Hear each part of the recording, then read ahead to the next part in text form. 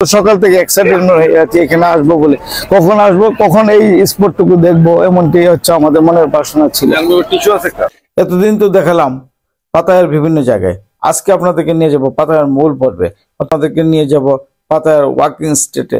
এখানে কি কি আছে বিস্তারিত আপনাদের সঙ্গে তুলে ধরবো এবং কিছু এক্সাইটেনমেন্ট কিছু জিনিস দেখাবো।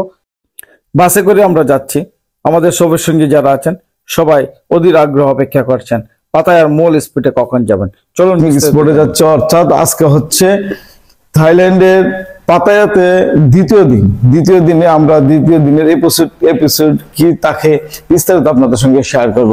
এই হোটেলটায় আমরা ছিলাম, আমাদের সঙ্গে যারা আছে তাদের সঙ্গে একটু পরে মিট করে নিব। একজন আরো দুজন দাঁড়িয়ে আছে এখানে, তাদেরকে নিয়ে আমরা একসাথে বের হচ্ছি। আপনারা নিশ্চয়ই আমার সঙ্গে থাকবেন এবং আজকে এক্সাইটেড নতুন কোন একটা লোকেশনে যাব, যে লোকেশনের নামটা এখনই বলতে চাচ্ছি না, আপনাদের শুনলে হয়তো খুব ভালো লাগবে।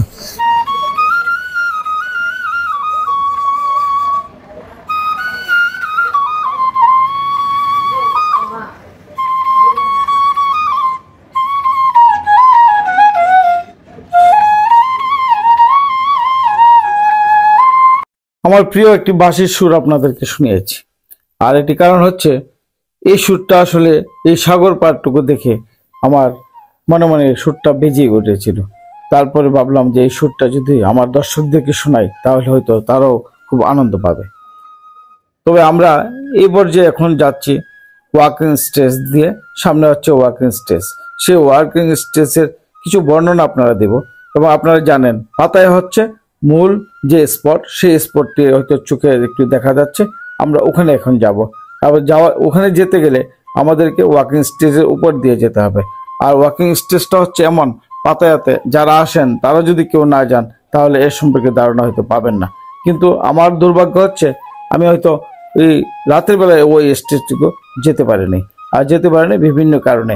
কারণ ওটা আসলে একটা নিষিদ্ধ এলাকা বলা যায়, আমাদের মুসলিমদের জন্য ওখানে যাওয়াটা আসলে মোটেও সমীচীন নয়। যাই হোক, তারপরেও আপনাদেরকে একটুখানি বর্ণনা দিব ওয়াকিং স্টেজ সম্পর্কে, যেন আপনাদের একটুখানি সম্যক জ্ঞান অর্জন করতে পারেন আমার এই ডকুমেন্ট দেখে।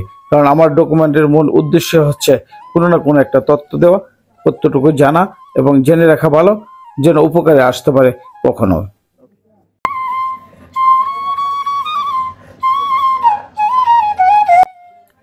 হ্যাঁ, আমরা কিন্তু ওয়াকিং স্টেজে প্রবেশ করেছি। এর দুই ধারে কি হয় বিস্তারিত আপনাদের সঙ্গে আমি তুলে ধরার চেষ্টা করছি। আর সেটি হচ্ছে রাস্তাটি একটি পর্যটক আকর্ষণ, যা বিদেশি এবং থাই নাগরিক উভয়কেই মূলত এর রাতের জীবনের জন্য আকর্ষণ করে। ওয়াকিং স্টেজ এলাকার সি ফুড রেস্তোরাঁ, নাইট মিউজিক ভেন্যু, বিয়ার বার, ডিস্কো এবং স্পোর্ট ক্লাব এবং নাইট ক্লাব এবং হোটেল রয়েছে বিভিন্ন ধরনের। পর্যটকরা বিভিন্ন ধরনের শো এখানে এনজয় করে থাকেন।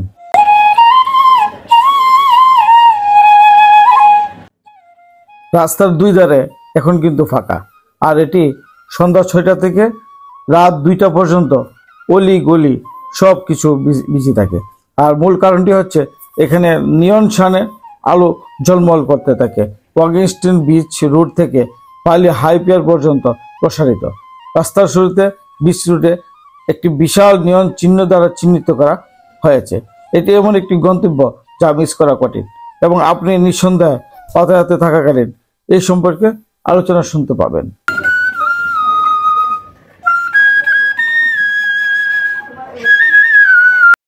বাংলাদেশ থেকে যাওয়ার সময় থাইল্যান্ডের মুদ্রা বাদ নিয়ে নেবেন, তাহলে সুবিধা হবে।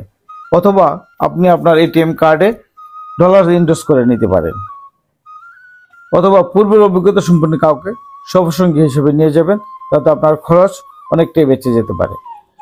থাইল্যান্ডের সব জিনিসের দাম অনেক, তাই একটু দামাদামি করে কেনার চেষ্টা করবেন। তবে আর যারা দুর্বল হার্টের লোক আছেন তারাই প্যারাসাইক্লিং না করাই ভালো।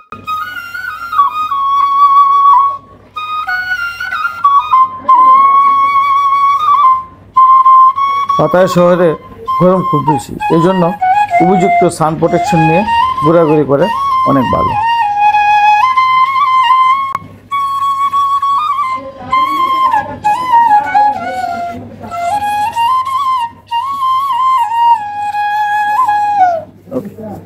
আর এই থাইল্যান্ডের মূল স্পট থেকে কুরাল দ্বীপেও যাওয়া যায়।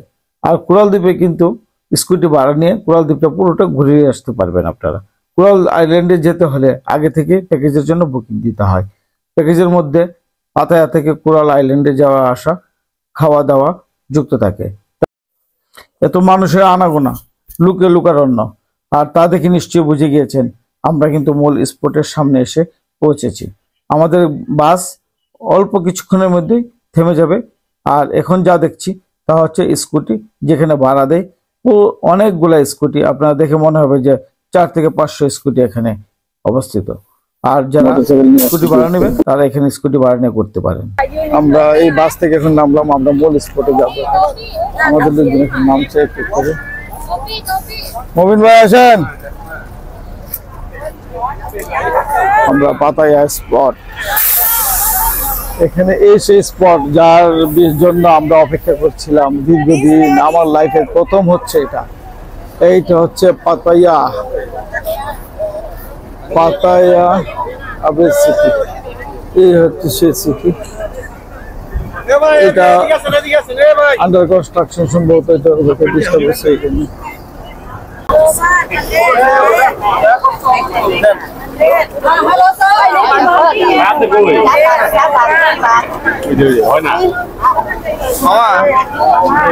এই সেই পাতায়া সিটি, যে সিটির জন্য আমরা এখন পর্যন্ত সকাল থেকে এক্সাইটেড হয়ে আছি এখানে আসবো বলে। কখন আসবো, কখন এই স্পটটুকু দেখবো, এমনটি হচ্ছে আমাদের মনের বাসনা ছিল। বাংলাদেশে কক্সবাজারে যেমন হকার আছে, তেমনি এইখানেও হকার আছে। ওরা কেউ ক্যাব বিক্রি করছে, কেউ চপ্পল বিক্রি করছে, অর্থাৎ জুতো, স্যান্ডেল এগুলো বিক্রি করছে। আর বিভিন্ন ধরনের মোবাইলের চার্জার এগুলো বিক্রি করছে এখানে।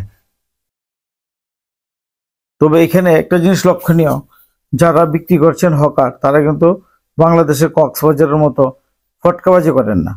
তাদের কথা খুব স্পষ্ট, আপনি নিলে নেবেন, না নিলে নাই। যে পরিমাণ দাম ওরা চশমা বিক্রি করছে, এই যে ওয়ান টাইম চশমা, এখানে যারা আছেন সবাই টুরিস্ট যারা আছে। আমাদের দুর্ভাগ্য এই যে এই পাতায়া শর্ট প্যান্ট কিনছেন আমাদের খোকন ভাই।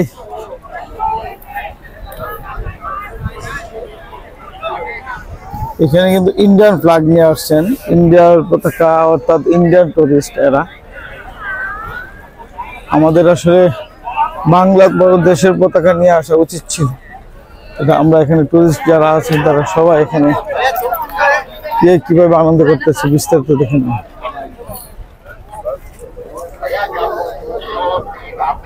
সরি,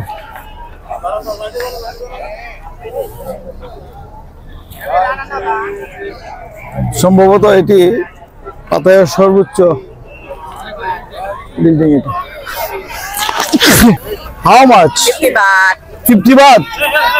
50 বাত অর্থাৎ এখানকার 50 টাকা। বাংলাদেশের যদি মনে করেন আপনি 1500 টাকা এটা। তো ওকে, থ্যাংক ইউ। মানে ওকে, এখন আমরা যারা এখানে পাতায়াতে এসেছি, আমরা হয়তো বিভিন্ন জায়গায় বিভিন্ন জিনিস আপনাদেরকে একটু শেয়ার করবো। এই পাতায়া স্পটে এখন যারা আসেন পর্যটকরা, তাদের শুধু একটাই কাজ, এই পাতায়াতে এখানে একটা ছবি তোলা। এদের জন্য তাদের আজীবনের জন্য একটা ডকুমেন্ট হয়ে থাকে, এমনটি পাতায়া স্পটে যারা আসেন তারা মনে করেন। তো পাতায়া স্পট থেকে এখানে আরো বিস্তারিত দেখাবো আপনাদেরকে, আরো সামনে যাব, আরো কিছু দেখাবো, যে যে স্পটের যারা যারা কিভাবে অ্যাক্টিভিটিস গুলো করেন সেগুলো আপনাদের সঙ্গে শেয়ার করবো।